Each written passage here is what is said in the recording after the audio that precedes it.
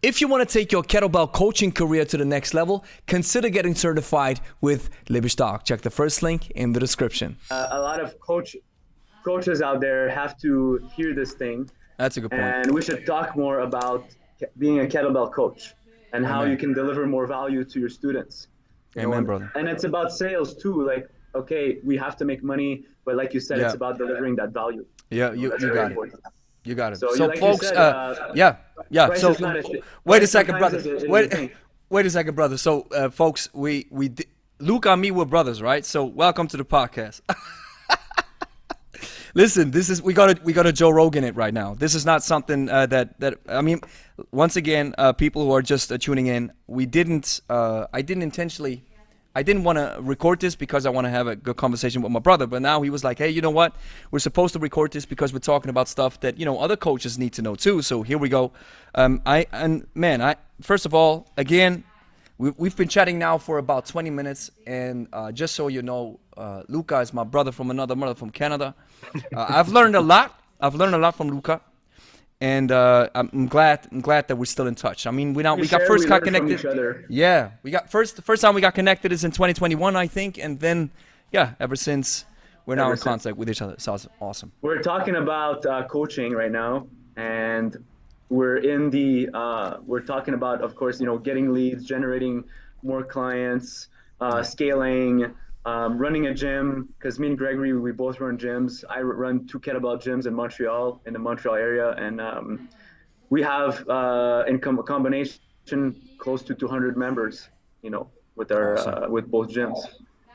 Awesome. You know what? This is actually I wanted to ask this: how much members you have? Because we have in this facility that Angie and me are running now. We're 2 coaches, and we have about 50 clients. So it's. Great. It's like we have a similar size, right? Yeah.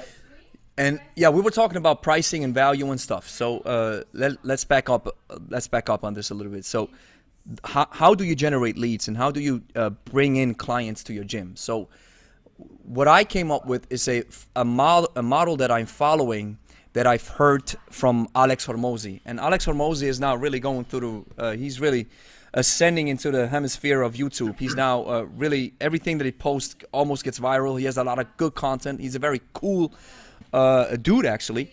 And I think he sold his business called Gym Launch. And here's what he did.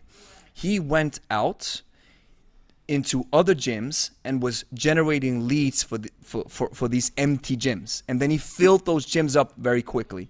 And the challenge that he was using is a model that I use now. I've altered it a little bit, but the idea is cool. So you do the following. You say, listen, I'm having a challenge. So that's what you put on your Facebook ad or just on your ads in general. You say, listen, 6-week kettlebell challenge. That's how we call it, 6-week kettlebell challenge.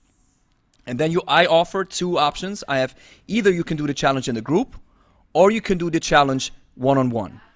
And here's a very important distinction now. You say the challenge is for free. So this gets the lead in. So they want to talk to you. So then you tell them, listen, the challenge is free, but you have to invest some money because you have to put your money where your mouth is. Because if you don't invest no money, you're not really serious about it. We all know this. Almost everything that is free doesn't really have a lot of value. So in our case, our one-on-one challenge is $2,000 US dollars. It's 1,799 Swiss francs, so that's probably the exchange rate. So here's what I do. I tell them, listen, this is the price. This is what you're getting.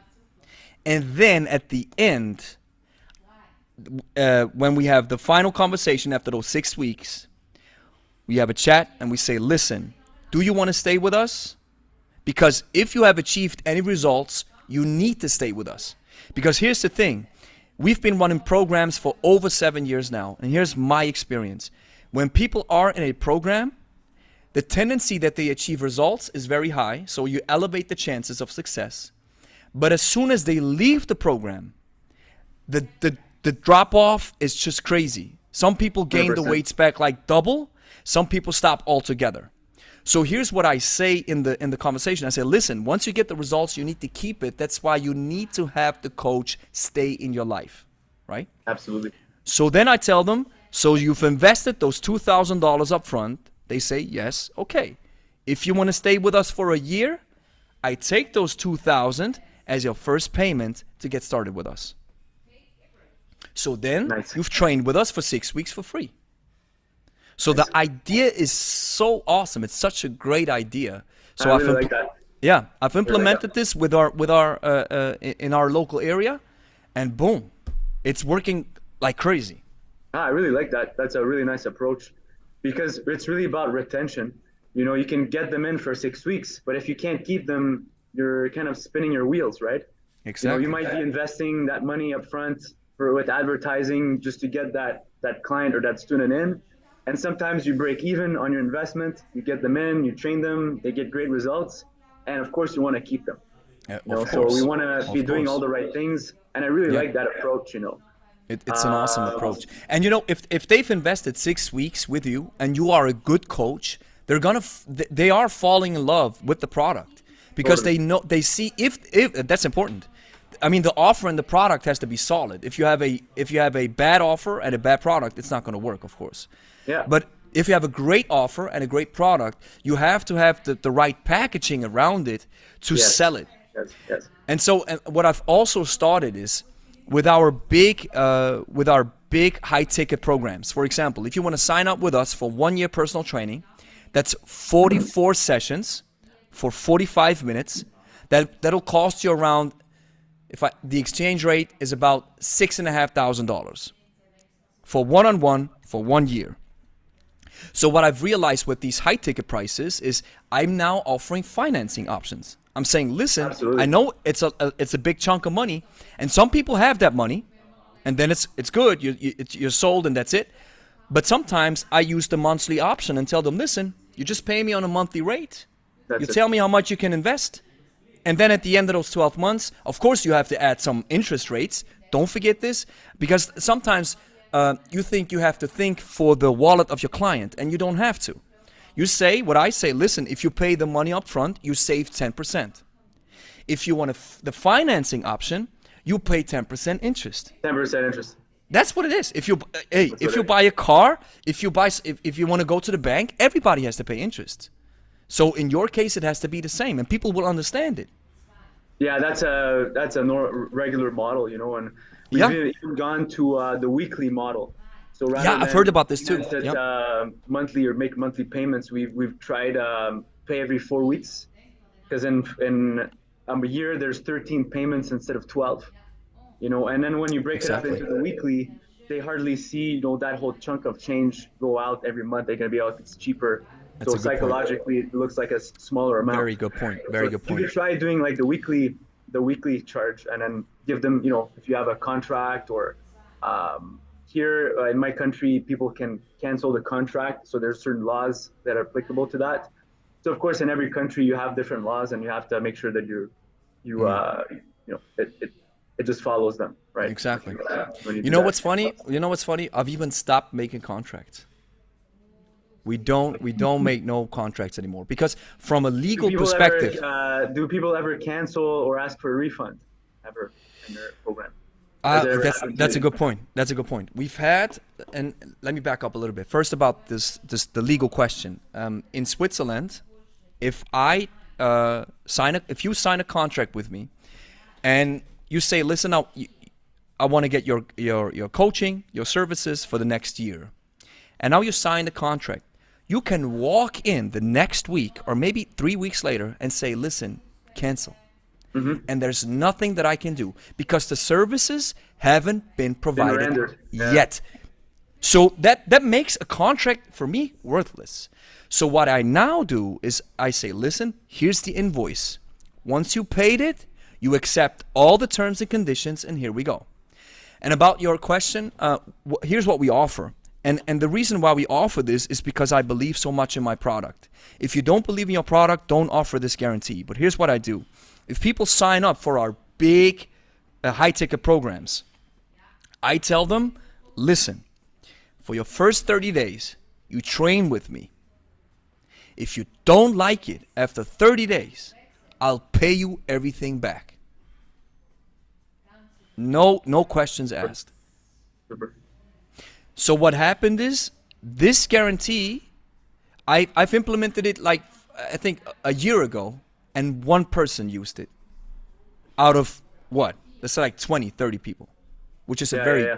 very great retention rate, right? So there will people who will probably take you up on a guarantee, and you have to fulfill, right? You'd be like, okay, For sure. hey, okay, we did it, so here you go. And funny thing is, I used to think that guarantees are a liability, but at the end of the day, they are what's It's the an opposite? insurance. Yeah, Yeah, it's your it's an insurance. It's an insurance, Yeah. and you take away the risk from people. Same with Yeah. the courses. Same with the courses. I was always like, no, your sale is final, and then I've started. Hey, you know what? Get your money back after 30 days, and you can even If keep people the are course. unhappy, if people are unhappy, I'm in the business to help others. Why not? You know, it's okay. Yeah. If you're not happy, I'm not happy. I don't want to keep your money. Here you go. Totally. So that's only the stuff that you can do if you are really, really convinced that your product is killing it, Yeah. and that you have a completely different product than what everybody else is offering. So in my case, because we do larger groups, so rather than do one-on-one, we mainly do large group training, which is up to 16 students. Now we have, let's say this month, for example, I get people will sometimes get small injuries, or they'll be ill, or they'll move, or they just can't commit. You know, Yep. so they'll just say, okay, sorry, I can't continue to pay. I have to cancel. And these are the realities that I have to deal with the local market and in my business. So the churn rate is a real thing that I have to almost like get more clients every month to make up for the ones that I've lost. And they say that there's an expression I heard someone say before, owning a business is like going up an escalator. If you stay at the same speed, you're just going to maintain where you are. You have to go faster to keep climbing up. If you slow down, you're going to go down. Right? So if you go in the opposite direction of an escalator, and the escalator is going down, and you're trying to climb up the escalator that's going down, you've got to go much faster to climb it up. And that's kind of like running a business, sometimes a gym, in the fitness industry, depending where you are in the world. So for us, these are our daily challenges, you know, running kettlebell gyms like we do. And everybody struggles with the same problems. If you're selling, and that's what Alex said, and Alex is so right, Hormozy, he's so right. He said, if you can sell fitness, you can sell anything. Because fitness is so hard for people. I mean, it's not a good outlook. I have to sweat. I'm gonna be in a lot of pain. I have to learn. I have to grind. I have to show up even though I'm not motivated. So this all sounds like a very tough product to sell. And what Alex said, and he's so right. So I'm using so much stuff from the stuff that he's sharing. And I also read his book, which I highly recommend. It's called $100 Million Offer from Alex Hormozy. Yeah, I got it. And it's awesome. And I've also ordered another book from Sabri Subi. He's an Australian marketer, and it's called Sell Like Crazy. I can't wait until this book arrives. So what Alex says is, where was I? So with the offers, basically, that we've been doing, like I've been offering larger group training. Yes, but Alex, smaller groups. but Alex, and the offer is like a 6-week offer. That yes. And what did Alex say? Like a transformation. I forgot what Alex was saying. I have to rewind. Oh Yeah, no! so What was Alex saying?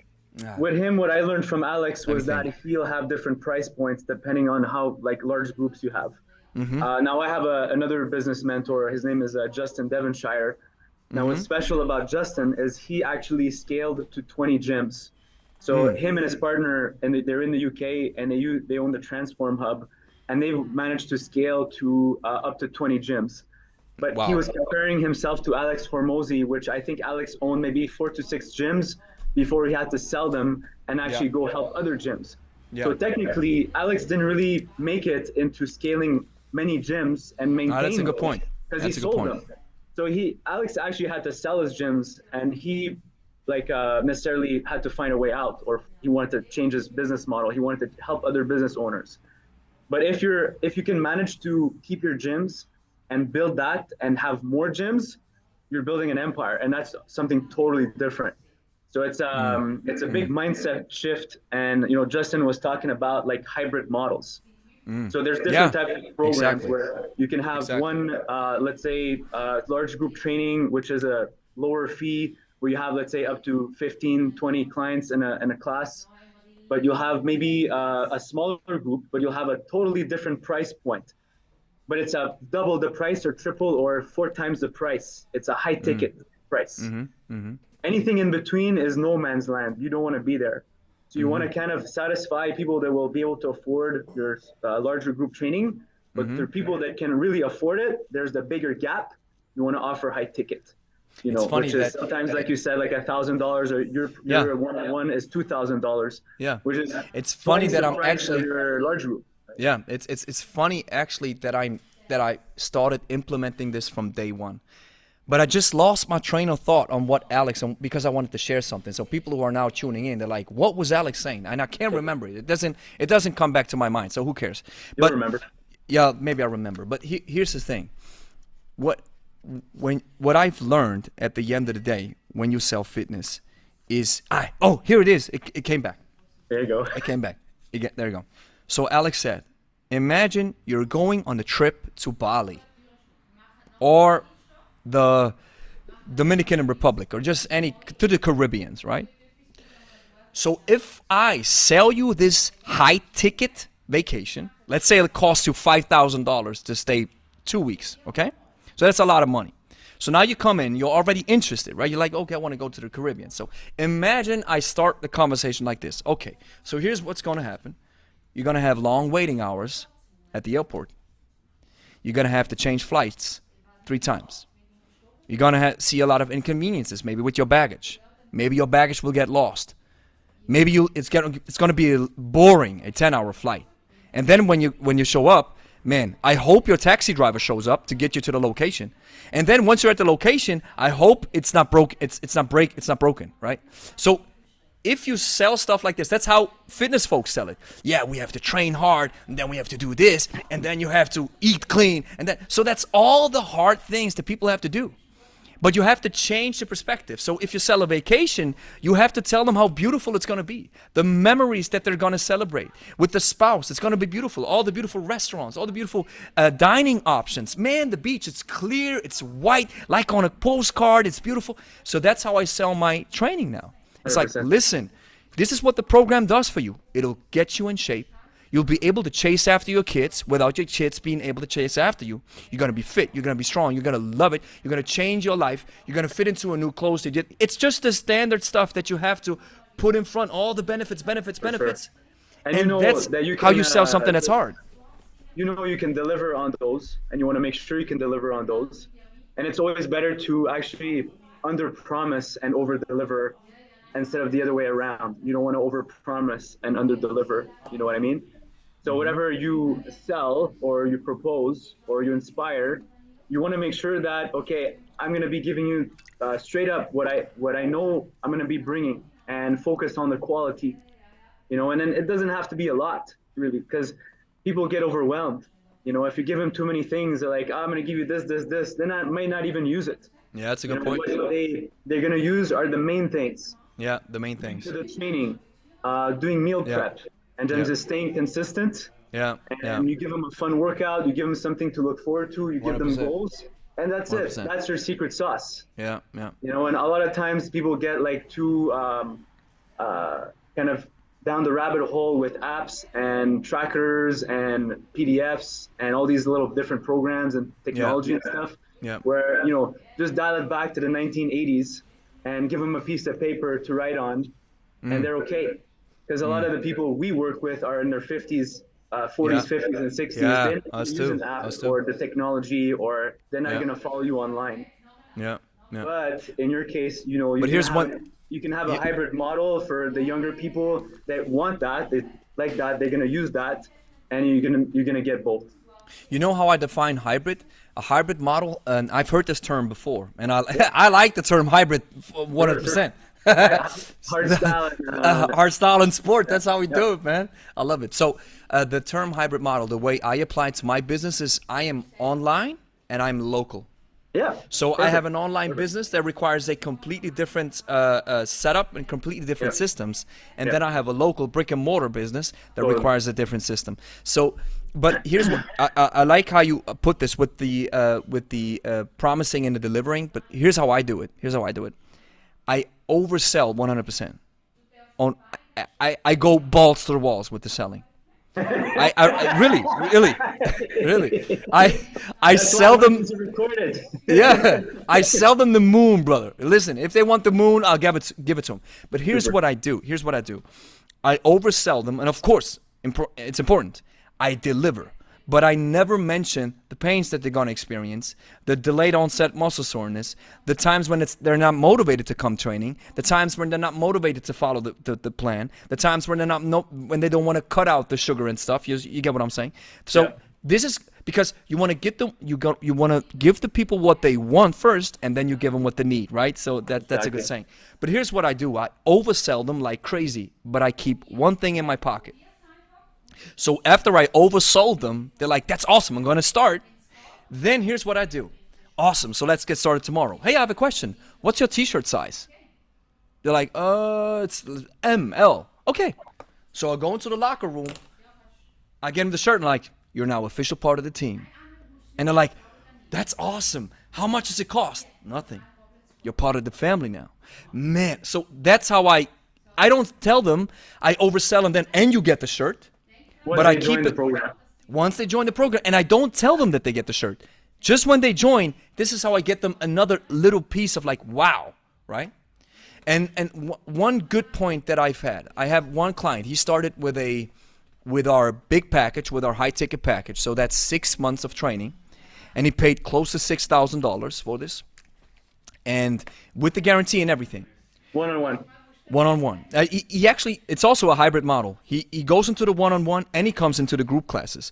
So I have group classes like you have, but I only have max 8 people. So then he joins one-on-one and the group sessions. Just a quick question, just a Yeah. little aside. Is it you and Angie both teaching the group of 8 or just one of you? Just one. Okay, perfect. I'm teaching one. So that's the max, and that's what I've realized. That's the max what I can do. And here's what I do. In these 45 minutes, I think I can give everybody, let's say like 3 to 5 minutes of my time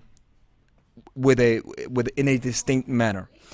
But since I'm mixing all the levels together, I have proficient folks who I just give them some motivation. I'm like, listen, stop with the 16 now, go pick up a 20 and stuff, right? They And then I progress. have progression, and then I have others where they need a little bit more attention. And the Correct. folks, and that's the beautiful thing about it, the folks who are already advanced, they never complain about that they don't get as much technique coaching, because here's what I'm saying. When I walk past them, I'll be like, listen, if you keep moving like this, you will be the reason why I won't have a job anymore, because you're so good at it, right? So I'm from my nature, based on my natural instincts, I am a highly motivating person. So that's how I rock these challenges, and then the classes and the one-on-ones. And here's what the guy said. The guy who just got sold on the high ticket program. He said, "You know what I like the most? Every time I feel like I can't go anymore, you come around, and here's the thing. I don't push him to go above and beyond, but I say, you got it, when he drops the kettlebell down and he's breathing and he's relaxing. I'm like, you got this, brother. That's awesome. Keep going. You got it.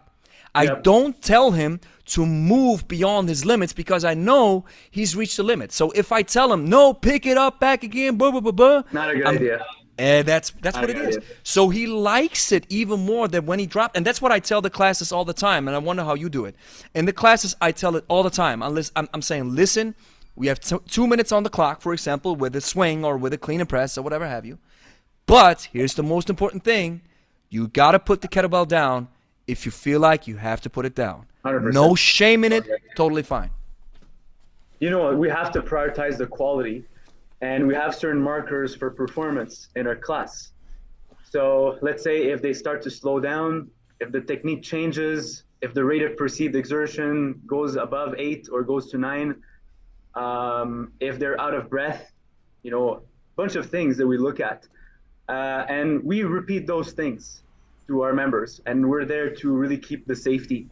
So make sure that, you know, even when we have large groups, sometimes we have to stop people because they're doing something unsafe, Yeah, or they yeah. go get it at the rack. Let's say, okay, up this weight, and they go get it and they pick it up the wrong way, I'm going to go to them and mention it and then say, hey, this is how you Ciao, should pick Danilo, it up. cheers.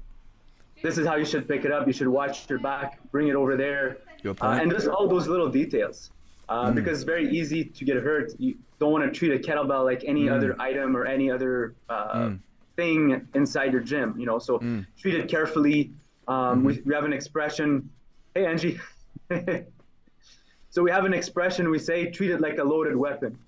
You know, if it's a gun, you're not going to treat it carelessly. So that's it. Even when people are swinging, don't swing in front of a student or your partner. Keep the line of fire clear in case you let go of the kettlebell, because it's happened. You know, it's like you step on a construction site. The manager is going to make you aware, hey, that might fall on your head. So that's why you wear a helmet and you wear steel toe boots. You know, so you walk inside a gym, say, okay, don't walk in front of someone that's swinging. Just be aware of your surroundings at all times. Yeah. So we have squares where people, if you notice inside my studio, we have squares, and that's where each student can go and train. And we have different levels where we'll give them a program that's right for their level, you know, and all the beginners, they're going to be together, they're going to be doing the beginner program. And in the beginner, let's say someone is there with you for 6 weeks and they just start, you have to treat it as a practice. So we kind of identify who's new, and we just say, hey, I'm going to show you one exercise, and I want you to practice this for now. And then they do it for time. And then you're going to have others that are they're independent. They know the exercises, they can go on their own, they can repeat the circuit on their own if you do a circuit or whatever. And then you'll have even more advanced students that they know how to do snatches, clean and jerks. You can just tell them which exercise to do, and they just need praise and correction from you. You know, so it's a lot to consider when you're running larger groups, right? No, 100%. And I think one thing that I've also experienced is you can also, at least that's my perspective, you can also overcorrect somebody. So here's what I do. I initially tell them the basics. So I like how you do it with the beginner programs and the systems. I thought about this. In our case, we do it a little bit differently. You jump into the shark's water, and then you run. And so here's what I do. For example, I have a complete novice come into the group. I have all mixed groups. Everybody, every man, every woman for themselves, right? And then here's what I do. Most of the time, not most of the time, every time I give the beginner exercises that are adequate. So that's how I do it. So everybody, for example, let's say the proficient folks are doing swings and snatches or swing and clean and press. I tell the beginner, listen, we're just doing deadlifts. We're just doing basic body weight squats, and we do a press. That's it, right? These are your exercises. Don't get confused by the other folks. These are doing advanced exercises. So this is how I can make sure that there's still some level of safety present. Yeah. But I've also realized that especially with kettlebells, since it's such a highly skilled tool, or you need to have skill in order to maneuver it adequately, I've realized this even back in my gym training days when I was working as a fitness instructor, if you are overcorrecting people and you always tell them at every stop what they're doing wrong, and you try to tell them, listen, no, that's not how you do it, that's not how you do it, then, gosh, bis später. Ja, gern. Bis noch, Schatzi. Ciao, babe. So you can overcorrect them, and then they get the feeling of, wow, you see, I can't do this. Yep. I'm just not good at this. I make mistakes all along the way. Every moment the coach walks up and tells me, this is not how you're supposed to do it. So, right, you have to find... feel unworthy or feel frustrated. Exactly. I've seen that happen, you know, See, even with a few of my coaches, because I have, you know, several coaches that I mentor. So they have to be aware and know how to read people. You have to be a good body language reader. You have to read people. And it's okay to let people make their own mistakes, because some exercises you're going to give are self-corrective. Like body weight exercises are much easier to just let them do it on their own. You're going to demonstrate, show them the movement, explain, give a short explanation, and just have them do it, right? Like a hinge or even a deadlift. And then you walk around and you give them little bits of correction at a time, because people will be overwhelmed when you try to correct too many things all at once. But you should just choose one thing to correct. I'm going to walk around you. We do a 360-degree walk around and look at your whole movement and say, okay, you got to squeeze your muscles this way, or position your hips this way, or keep your back this way, and just give one correction first, let them fix that, and then go to your other students, and then do the rounds.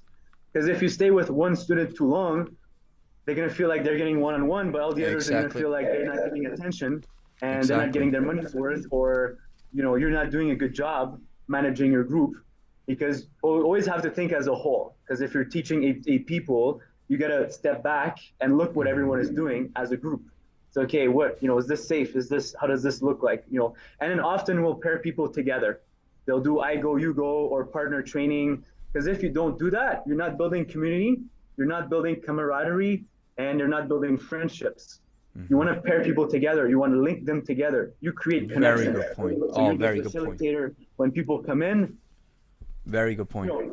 You introduce everyone to everyone. Hey, you guys are going to be working together. I always do. We do a lot of partner drills in the warm-ups. And what's nice about our program is the warm-ups change all the time, but the training stays very consistent. So like they'll practice the same or train the same exercises like swing, deadlift, press. They'll do that for a few weeks to get familiar with them, and then we'll progress them to like two-arm swing, and then the get up. And then maybe like the clean or something, and goblet squats, right? So we'll always have a progression with everything, with all the movements, and we include things that are easier, and then it's adapted to each person. Great, man, that's great. See, we do it differently. We have warm-up stays the same, but the exercises change. However, we could do that. Yeah, however, the exercises change not on a huge scale. So at the end of the day, we incorporate throughout the whole year, I'm just giving an average, maybe 10 to 15 exercises, because it's the most bang for your buck. And I think this is so valuable and so important for a trainer to hear. I needed to hear this so many times. And that's the reason why I didn't know it back then, but I got frustrated with it. I was like, why, back in the gym days, back in my fitness instructor days, why are we giving an overweight person biceps curls? Why are we doing this? Unless they joined for that and they asked you specifically, they want to. 99%, bro. Brother, 99% of people who join want to lose weight. That's what it is. At least back in the gym days, right? Yeah. And then even if let's say like our client who joined, right? He's with the high ticket program. He's overweight and he wants to lose it, right? Even if he was like, Gregory, can we do some curls? I would tell him, listen. We can, but then we are probably wasting our time. Because what we have to do is farmer's walks, swings, deadlifts, presses, prowler pull, prowler push, squats. Because this is going to, first of all, engage your whole system. So every muscle has to work. We have to work in harmony, and it's going to burn a lot of calories. Plus, if you are severely overweight, you might be limited in certain range of motions. So we have to understand how to move. So my job, since you're paying a lot of money here in these 45 minutes that you have with me, my job is to give you as much bang for your buck in these 45 minutes. So the best exercises. Yes, and I love how you said this. In a group setting and in one-on-one, it's similar, but in a group setting, it's even maybe a little bit more challenging, especially for a new coach. You cannot waste people's time. And people will immediately feel if you're wasting their time or if you're inexperienced and you're jumping back and forth. People need clear guidance, 100%. Man. Sometimes I've had to, steer my coaches in the right direction because it's also a skill and you have to have a good transition. And people have to come in knowing what they're going to do. If they don't know, there's going to be time wasted from after the warm-up to the workout because you're going to have explanation. So if you can take care of the explanation, they could come in, they know the program, they know their exercise, they got their weights, they're ready to start. Right after the warm-up, you can give them a little short rest, tell them what they're about to do, and say, hands on bells. You start the timer right away. Yeah. So you get people, you start them together, and you lead them. You can lead the group. You can do the first set with them. So that's what I tell my coaches is you take the advanced students and you're going to get them started as a group together. As long as they got their weights, if one person is missing behind, they're just dragging your time along because you got to wait for them or, they missed the boat or they missed the plane. But it's also your fault. You're the pilot. So as a pilot, driver, I'm going to make sure everyone's behind me. Everyone's packed, yep. on board. let's go. We're ready to Let's go. start. Yeah. If I'm, even me as a coach, if I'm still have people coming into my gym and I'm starting already and, you know, they're late and then it just Yeah, messes it it up. happens. It just happens. So, you know, And you got to have your classes organized as well as you have, you know, you're running a tight ship, you know, like you say, to be really efficient. So that's what I teach my coaches is how to be super efficient, not waste any time. We have everything that's planned. So like you said, you know, you have your warm up stays the same, your workout it changes. Me, it's the other way around. And our students, they track their workouts. They track their progressions. They write everything down. What did I do last time? Okay, get your weights. Get ready. We're gonna start right away. That's good. You know? That's cool. So that's it. That's cool. See, all these different systems, they can work perfectly together. And I like how you say it, running a tight ship, because that's what people actually like. That's what they want. And that's what they want. Even if they're not aware of it, they want order.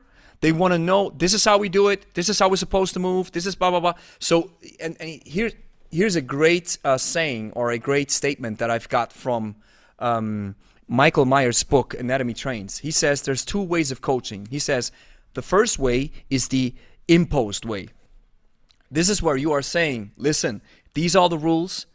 This is the degree your knee is allowed to bend. This is the way you're supposed to move, and this is the weight you're supposed to blah, blah, blah. For example, competitions. The first thing that comes to mind is a competition, right? Everybody has to move the same. You cannot do, even maybe in CrossFit, there you can do things differently, but normally it's like a jerk is a jerk, a swing is a swing, a clean is a clean, right? So I cannot do a snatch when we do cleans. So it's all about blah, blah, blah, blah, blah, and we have to follow the rules. I want to see your arm extension, blah, blah, blah. So that's the imposed way of coaching. And then there is the exposed way of coaching, where I'm just highlighting your flaws, showing you or demonstrating the exercise, and then I let you feel your groove yourself. So your body tends to adapt to the exercises to a certain level or to a certain degree. And this is where I see group coaching or just training normal people and general people. And when it comes to order, however, people love if it's tight and imposed. For example, when you do group, that's the best way. It's most definitely. Way. And with the groups, sometimes what we do is we even have some sort of punishment. Because here's what I've realized. I don't know how it is in your case, but here's what I realized. We have folks come in, and we have even folks who've been in for a long time. And then I'm like, okay, we're going to do the clean and press. We're going to do the snatch. And then sometimes they're like, okay, so clean and press is up, right? Yes, and then down. Because otherwise it's just a press. Yeah. Okay, so it's clean. Yeah, down, up. Got it. Great. So then we have to, before the session starts, if I see it happens often, I'm like, listen, does anybody have a question? Everybody's silent. And then I'm like, okay, so if I see anybody demonstrating the exercise wrong, we're going to do push-ups. And all of a sudden, here come the questions. It's so funny. It's like, okay, wait, press. And because here's what I say. I say, and listen, as you know, it's collective punishment. Everybody does the push-ups. Correct. Me included. So, and that works really well. Draconian with that, but people actually like, I'm not like this every time, but sometimes when people are really messing up and they're not sometimes focused, I'm like, listen, this is the final time. Everybody has to know their exercises. Otherwise, we're going to do push-ups. We do certain things like that in the warm-up where people have to balance a yoga block on their fist and do a get-up. Yeah. The yoga block. You know, actually, Dan John teaches this. Yeah. And Dan John, he has a thing called the get down. I don't know if he taught it to you. It's a way he does the warm-up. He calls it the get down, right? So what he does, he says, I'm going to give you simple directions. He says, go down on your back. Okay. And then everyone's standing and they just lie down on their back. And he says, stand back up, right? Or get back up. And then he says, go down and lay down on your side. And people will lay down on their side or do a side plank. And he says, get back up. No, they're called get back ups. Sorry, not get down, get back ups. So he'll give directions like this and he'll play a game with them. He'll say, now put your hand on your shoulder and your hand is not allowed to come off your shoulder. And now you have to go in a one-arm plank and then get back up. And now the game is to put your other hand on your right knee and now go on your back. So people will try to keep both their hands on their knee or shoulder and get back up and lie down and get back up. And you have people Okay. move like this. And now, depending on the age, people will like challenge themselves going down and come up with different ways of just getting people to move. And we really like this form of play in the Yeah. warm up. Because Yeah. if you include play in your training, Yeah. they're gonna feel like kids again. You know, so we kind of bring that back, make it fun and exciting. Hey, you just went down on the ground, you got back up, because we know that as we age, going down on the floor and coming back up, you have elderly people or older people that are afraid of this, and it's a sign of longevity. You know, they did research on this, that going down on the floor and your ability to come back up is, you know, it's a marker for lifespan, actually. So that's why we do the get up and we teach body weight, but you can include these things in your warm up. And we do like little balance things, hold a block on your fist and don't drop it, go down on the floor and then get back up, but just don't drop it, right? Yeah, and I that's like super that. fun. They love those things. That's cool. I like the elements of play. The way how we incorporate it sometimes is for example, we use an exercise, like let's say a press or a jerk. And then we say, okay, the minute is running. So let's say we have 1 minute on the clock. So I say, listen, the first 30 seconds, we're going to take it slow. We're going to take it very easy. And then once you hear the clock go beep, the final 30 seconds, we're going to go balls to the walls. We're going to go as fast as possible. And the person who goes, and the person who goes the fastest gets a prize. And that's what people also, they enjoyed it. It's like, wow, now it's a little bit of competition. And I think, and the funny thing is, this is what I like about CrossFit, the idea of competition. However, my perspective is, in my opinion, is they are overdoing it. Yeah, for sure. Especially with certain high level, where there's a lot of skill required exercises. For example, a barbell snatch with heavy weights. And now we're doing it for time, we're doing it for speed. For sure. And the reason why that is, Gregory, is because kind of every WOD is somewhat of a competition in a way. Okay. You know, because they have that time thing, but the time, the density, or the trying to do as much as possible, like the AMRAP style, as many reps as possible, is somewhat of a form of trying to get more and more and more and more every time. And this is not a sustainable way to train, so that's why they change it all the time. But when you're doing something more periodized, where you cycle it and you have a baseline and you test, and we use more of a rep max test when we start a 6-week program. All my students, they test at the beginning, their rep max, and then they use sub max reps, right, during the training. That way they can do multiple sets like this. They're not pushing to the limit every set, ever, right? So then halfway through the program, they can retest, and then they'll find the rep max has increased, or they even have to increase the weight, right? So then they upgrade the weight, or they upgrade based on their new rep max, and then we kind of reprogram the reps for the training. So that's the way we do it. And this way is almost guaranteed results, to be honest. And it's better for progression, because people, they like it, they get better, they keep practicing the same exercises, and they see a huge improvement in strength. And it's also, and I think it's also it's a very healthy and sustainable way to, especially for people who are incredibly deconditioned. You know, and the way we do it is, I like the AMSAP method, but here's how I do it. I say, listen, we have 6 minutes on the clock.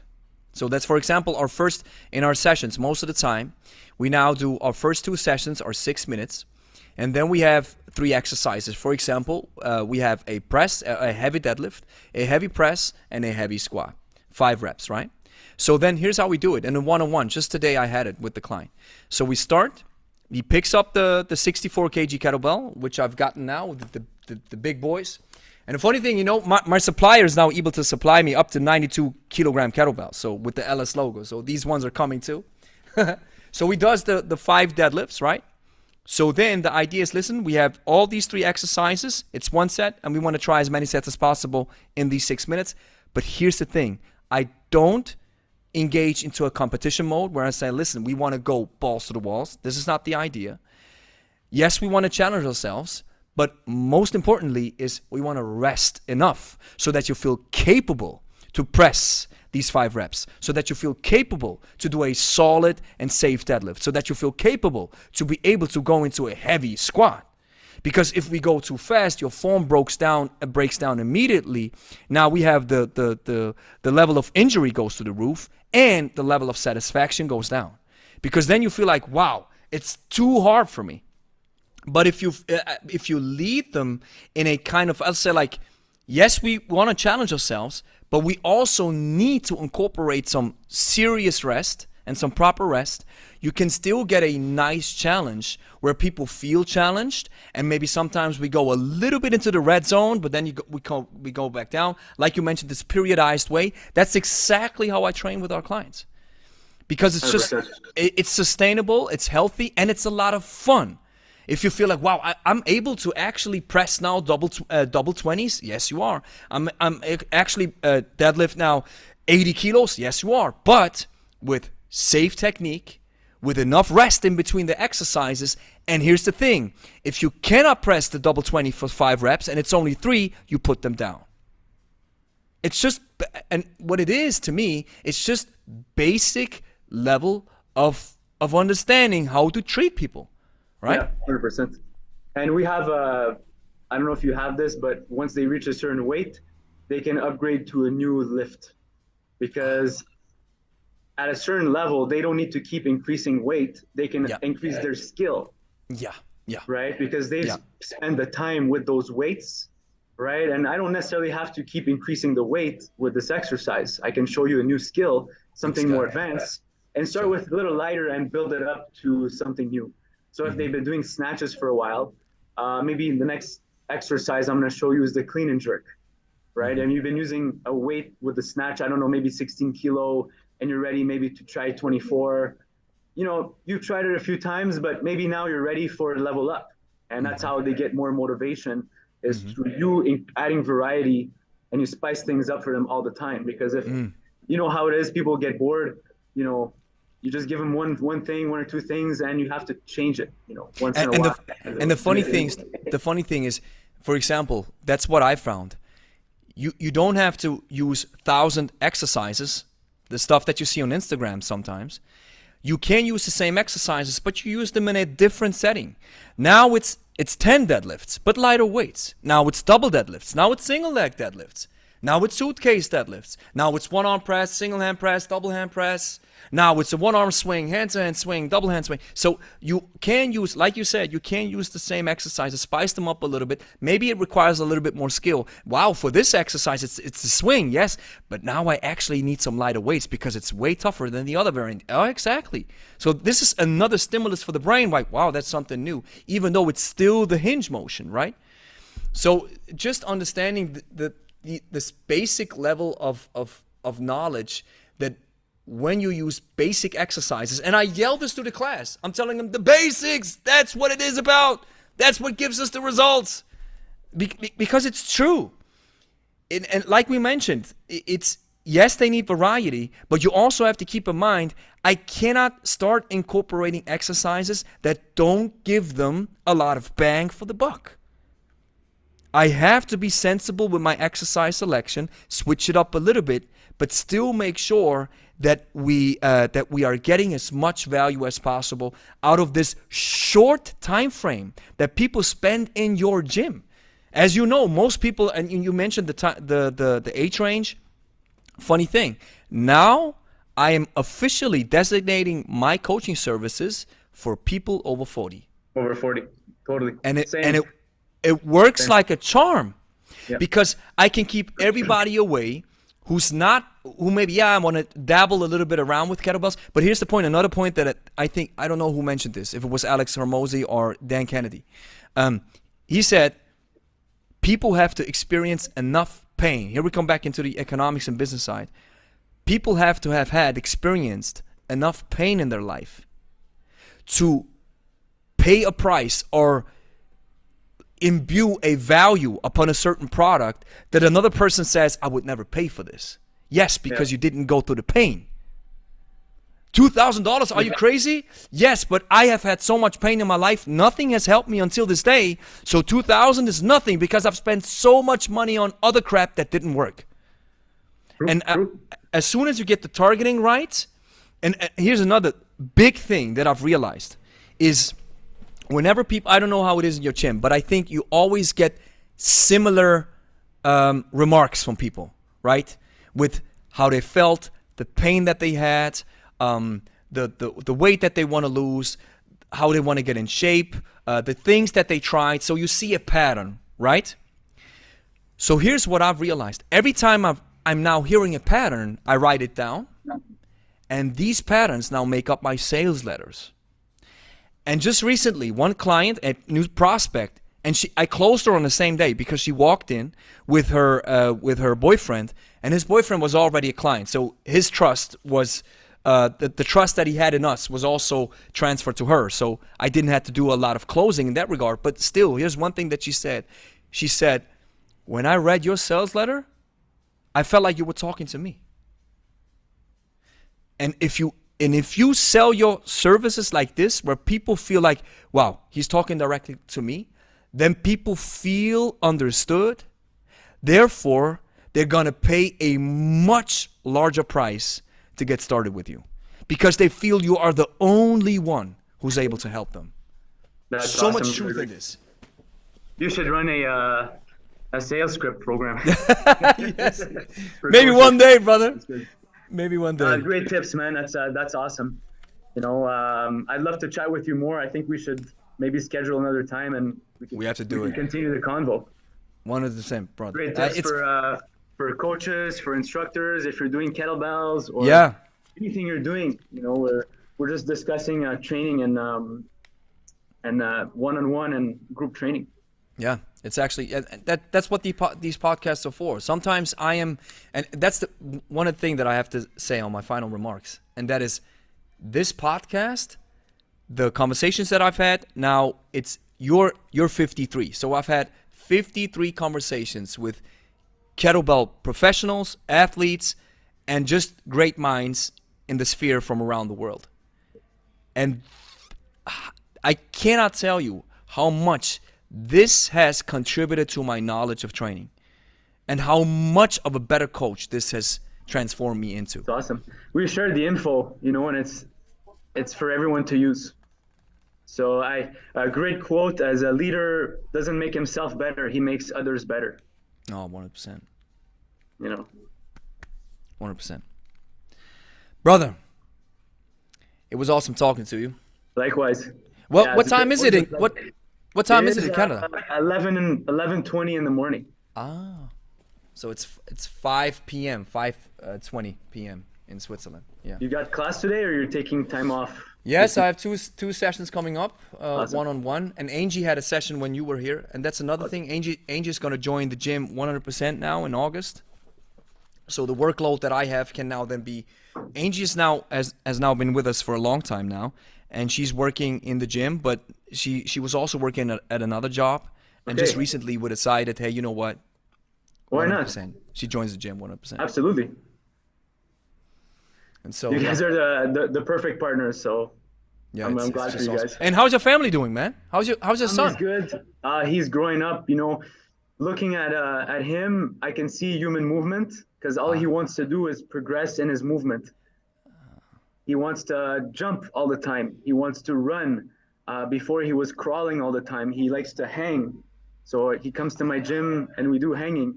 I showed him how to do deadlifts. So he does the deadlifts. He does get-ups actually with a little 2-pound weight. Awesome. He's only 2 years old, you know, and he likes to move. Different movements, you know. I think, you know, movements. Yeah, and I think how much of a benefit can you instill as a parent when your child, your son, your daughter is so young, and you're able to instill these values of training from birth. Man, it's just the level of advancement that this generation is supposed to be then. It's just next level, because as you know, many 40s and 50s, they join our gyms because they didn't move their whole life, right? Yeah. The interesting part is we use, so in our warm-ups, we do similar movements, like crawling and rolling and things like this that babies do, and it Awesome. helps them move better. So if Yes. you want to help someone move better in their 40s and 50s, have them get on the floor and just roll around on the floor.